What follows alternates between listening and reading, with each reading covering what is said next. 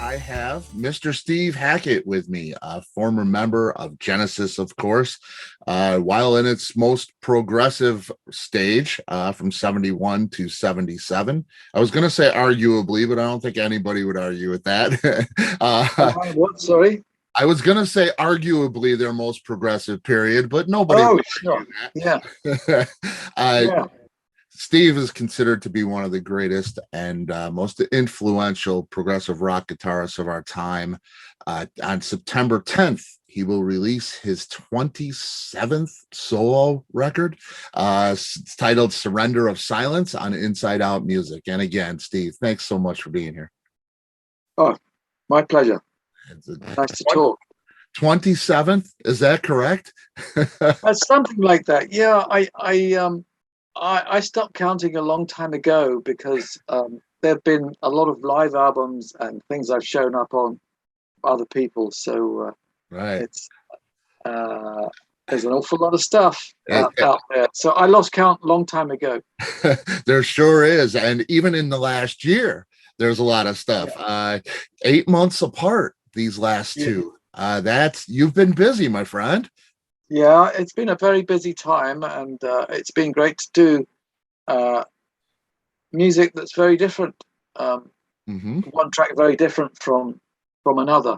Not all inspired by the same stuff. Lots of different genres, as ever. Can't help that. Yeah. I love so many different things, different kinds of music. Different skills, different sounds, different instruments. Yeah.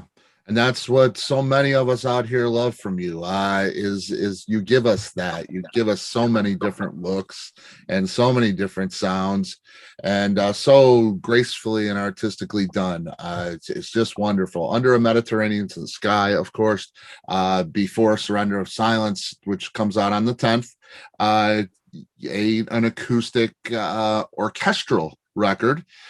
This quite different. This has many textures, including a really heavy side, really hard rock side, to African rhythms, to Asian rhythm, and influences. There's all kinds of great stuff on this record. Tell me about the recording process of this, because it was done in these strange, difficult times. Quarantine and separated from the band. How did all of that recording come together? I think obviously in these COVID times, I guess COVID culture, if there's such a thing, was born at this time where luckily we've got enough world consciousness that enables you to function from your living room or your studio, wherever you decide to put your studio. Your studio is the size of the screen that you are watching right now. Right. We're both sitting in front of our studios, so to speak. Right. And it's anywhere that you just pitch your tent, really. All of that came into play with this. I worked with friends all over the world. I worked with the band that I've been touring with, but we supplemented that or expanded it to involve so many other people, some of whom I'd worked with before, one or two who were new, and so it meant that the album that I've made has a cast that ranges from Azerbaijan to Tajikistan to the United States to Sweden to Austria to boom. It's a United Nations of musical beacons all lighting up, doing their thing, and spreading their light beams into space, and being collated here at home in a London suburb. And that's what I do. But it's a travelogue of sorts. It's a virtual journey. Sometimes I get to relive or rework ideas from places that I visited, such as the Orient, Right. so many other things. Ethiopia, Africa. We were there, and Russia, some places that I've toured, other places that my wife Jo has led me to, and she'll often come up with a challenging idea of, why don't we write a track about Africa, about our experiences? Why don't we write a song about Russia? And each time she does, I go, put my thinking cap on, and the solution won't always come instantly. Sometimes I'll have to live with it for a while. Like, for instance, the track Natalia, which is basically about Russian experience. And in order to do that, I was thinking in terms of Russian composers, orchestrators, people such as Prokofiev, Tchaikovsky, Stravinsky, all of these guys, all of whom had very separate styles, but all of them quintessentially Russian. And so once I had the idea of orchestral dress for this, we could do something that was more akin to making a film, a far cry from rhythm and blues. Right. Other parts of the album, in another corner of the album, there would be the heavy metal influence, sheet metal orchestra stuff. Yeah. But it's all under the auspices of one album. But to stretch credibility in terms of what you can do on a so-called rock album, that's been my goal for as long as I can remember. Even back in my Genesis days, I wanted to stretch the credibility of the music that one could get involved with, to make it a kind of musical time machine, or to move around geographically and historically. That's what music does. It can take you places, the romance of places. Yes. All of that. Issues can come up, social issues, as we've addressed on one or two tracks on this. Other times it's just pure escapism. The black humor of Day of the Dead.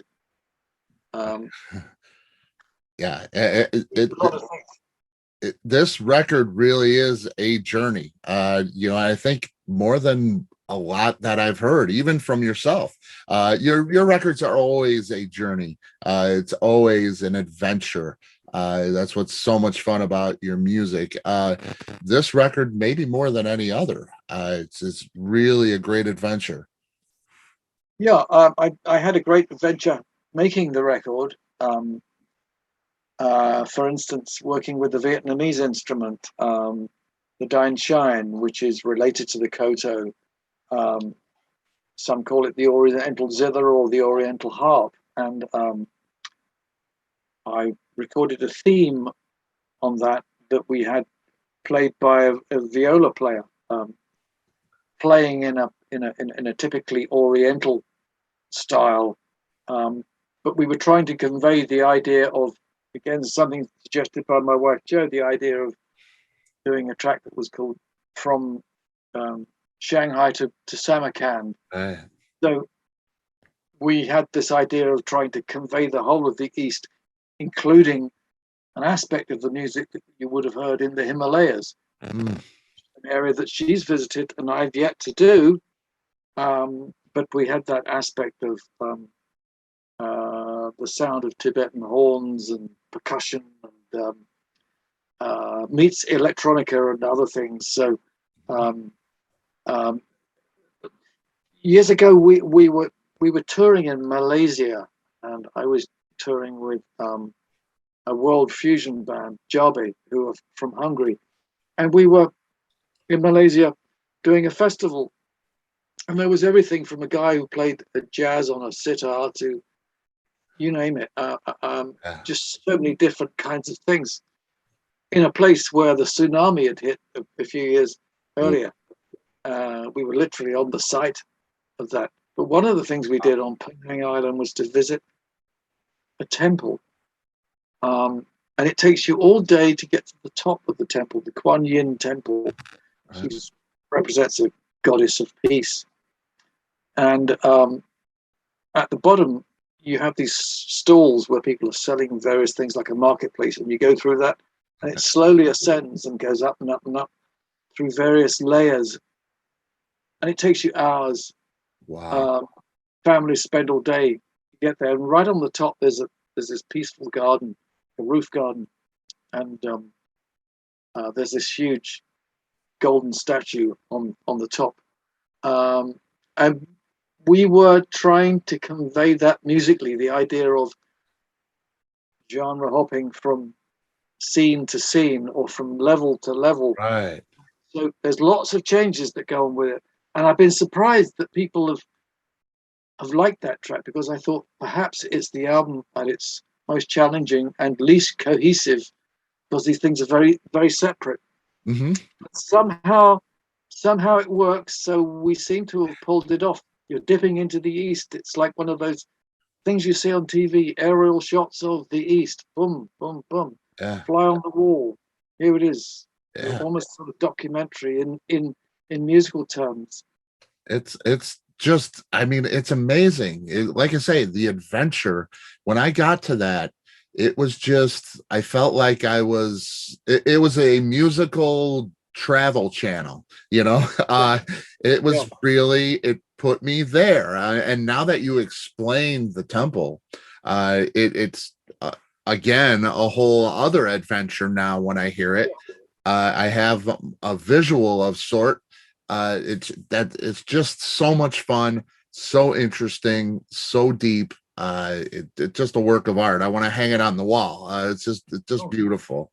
Well, thank you. Glad you like it so much. Thank you. I absolutely do. And I'm thinking, I hear Natalia and that Russian influence and the African rhythms of wing beats, and you know that that Eastern influence, the Asian influence, and things like that, and the hard rock elements. That had to be difficult.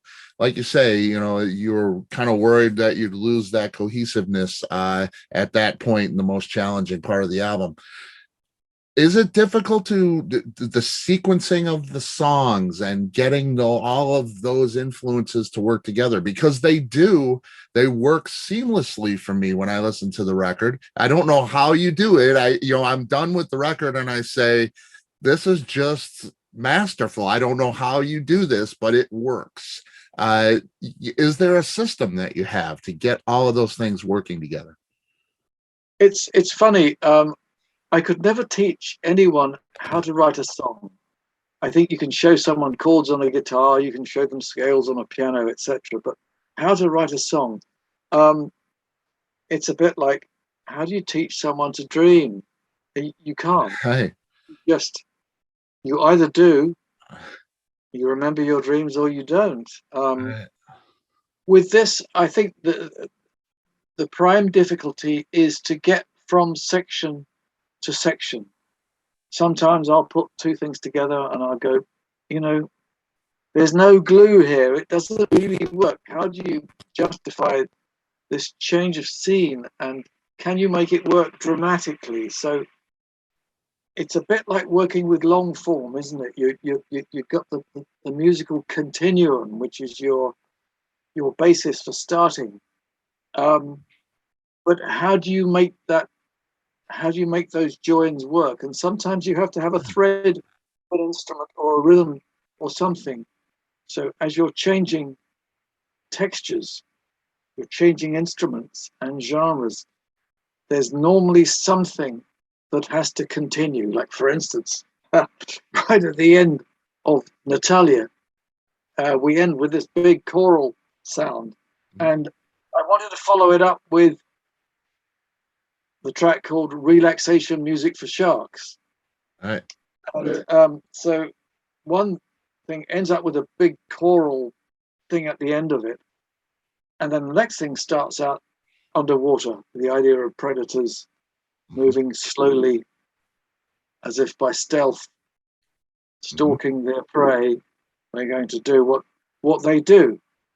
Hence the relaxation music for sharks. Right. And I hit on the idea when we were working on all this stuff. Sometimes we use these frozen reverbs on things. and it's like a continuous reverb. So you can take any beat or any chord or any note, and when you stretch that note and you allow it to go and continue on, you get almost this feeling of almost like a sort of the ghost of a note in a way. And it's whatever you hear like this immediately becomes very spooky because time becomes frozen. And so we took the voices at the end of the choral section, and we put this sound on them so that the rest of the band stops, but the very high women's voices continue on in a kind of shriek, almost like the sort of disembodied spirit of the protagonist telling the story, the narration of how Natalia doesn't survive. In each scene, she dies. A little bit in each verse, she dies. She's a different person over a 1,000-year period. But all these Natalias die in the Russian, in the Russian opera. The whole thing, this impression, the whole ballet of it, the big. I'm trying to get the words here, but you had this huge tragedy that is the whole of the history of Russia, from Ivan the Terrible through to Putin, where squandering the locals is all part and parcel of how every successful politician operates in a non-democratic way in that country. So right at the end, she dies once again, much like Kenny in South Park. He dies in every episode. And our different Natalias die from one thing or another. Either she is shot, starved, murdered at least twice. And in the midst of all this bleakness, you get this sumptuous orchestration. And I think that's what carries the story, that carries the weight of it. And although it sounds incredibly heavy and deep, but if you can take people on that journey, that's into the next section, which is something about the predatory nature of animals as opposed to the predatory nature of human beings. And it works. It works tremendously. It's a complicated idea, but sometimes you're aware of the subtext after you've done it. Why am I drawn to this dark material? I am because I travel, because I watch things, I read things. I was in an aquarium in London, the London Aquarium, and watching these sharks circling in the tank. And there was a guy in there who was feeding them or doing a bit of maintenance work. And I thought, man, he's got to have some trust, this guy. No doubt. You've got to trust that these creatures are very well fed, or you may become lunch. No one became lunch, and that's right. And but it was very beautiful watching this going on. Very, very interesting. I mean, the record portrays all of that really, really well. The title of the song is a key to visualizing it. And I feel that underwater feeling from it, which is really extraordinary. It's very, very, very interesting to hear that. How would this album be different if it wasn't COVID times, do you think? Would it be different? I think what would be different would be that I would have been working with people face to face more often and less at a distance. And some stuff was done face to face. Would that change your sound, do you think? Well, yes, I think it does as you interact with people. But I tend to give them license to create. I don't write every drum beat. I don't write every harmony. Um, I work with people who know me very well, and then I'll sometimes work with new people, like a guy from Tajikistan who was playing the dutar, an instrument I've never worked with before, a two-string instrument, and they are extraordinary rhythm players with this instrument. A little bit like flamenco players in a way with guitar. But then, of course, we had the guy from Azerbaijan, Malik Mansurov, who recommended the dutar player, and Malik plays the tar, the short scale string instrument. He's a little bit like a cross between Ravi Shankar and John McLaughlin. He's got all the chops, he's got all the skill, but you've got those magical silver notes. And I just fell in love with the sound of his instrument. First time I worked with him with the Jarbi guys from Hungary, and I heard this combination of the tar and violin playing something in unison, and they sound like an orchestra between them. The two acoustic instruments and the sympathetic strings of the tar, and it's an extraordinary sound when you hear these guys who play virtuosically and from different cultures but playing together, inventing a whole new language. It's so beautiful. Yeah, yeah, Absolutely lovely. yeah. And that is not easy. Oh, that is a talent, and oh yeah. it's a beautiful thing to listen to. Uh, Yes. just all of this record's really very special. In that adventure, there's so much to listen to and so much to absorb. The listenability, the re-listenability of it is sure, you're not done once or twice or 20 times through. It's every time you're hearing things different, and it's just extraordinary. I've um got it for you. Thank you. yeah, it's just beautiful. It has, to me, like I say, it's a journey, and it feels almost like a film, without the visual. Yeah. Would you ever consider writing a film score? Because Under a Mediterranean Sky has that kind of thing Yeah. too, almost like a score. And you've done that in the past, of course. Yeah, Would occasionally I've done things for film. yeah. Um, I did music for uh, um, a film called Outwitting Hitler, which was about a Holocaust survivor, um, and that was very interesting.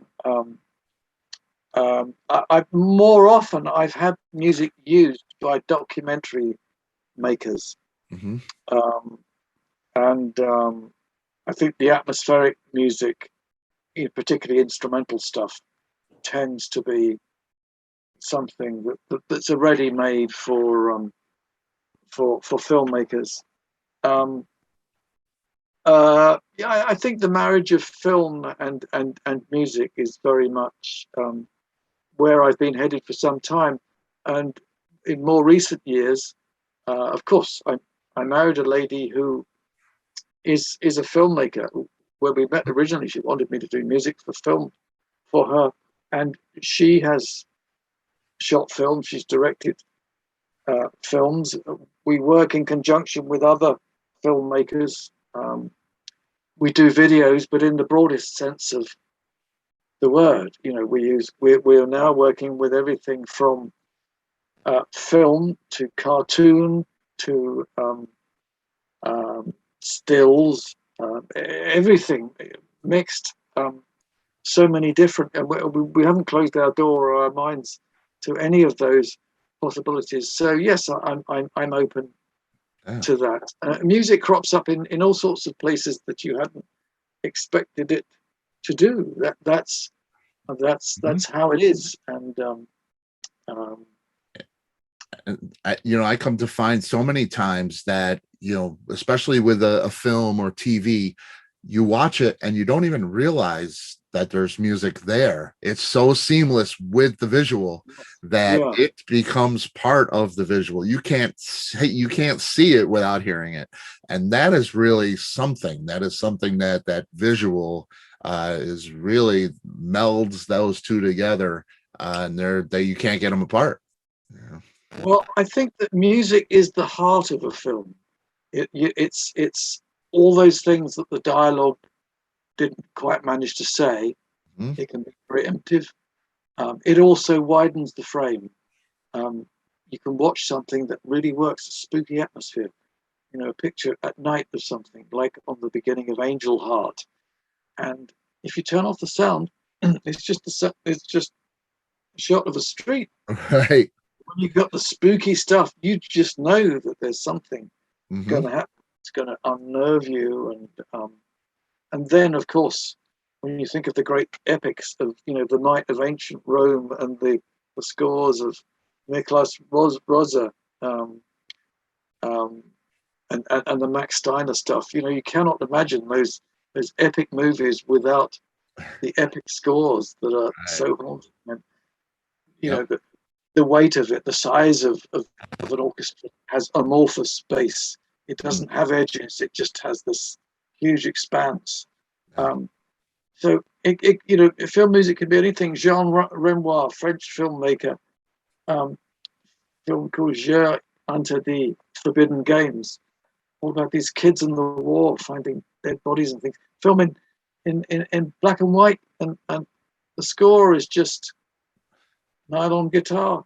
I think it's Narcisco Yepes playing well-known stuff that everyone will recognize, and the starkness of that. So a film score can be that immediate. Um, Yeah. it doesn't have to be the, the London Symphony Orchestra meets. Right. Um, but Yeah. so there's so many ways to go. The synth score, the rock and roll score, the Hmm. everything from American Graffiti to Gladiator. Right. It's a huge palette. Yeah. And I see you in that space for sure, because you're just experimental and progressive with your music, and artistic, just the grace of that is just I see you in that space for sure. It's so always interesting to see what you have Yeah. in the future. It's Well, great. sometimes when you're working with film, it's sometimes the deal is signed on a Friday night and they want the score by Monday, and you have to delve into ready-mades to some extent and alter and edit whatever you do. But I wouldn't be the first person to do that. At the end of the day, um, sometimes you're working very, very quickly. Luckily, technology does exist um, Yeah. to be able to afford that, the rapid expansion idea. Yeah. Give up sleep for a weekend, Yep. come up with Absolutely. something stunning at the end of it. um yeah. Yeah, uh yeah.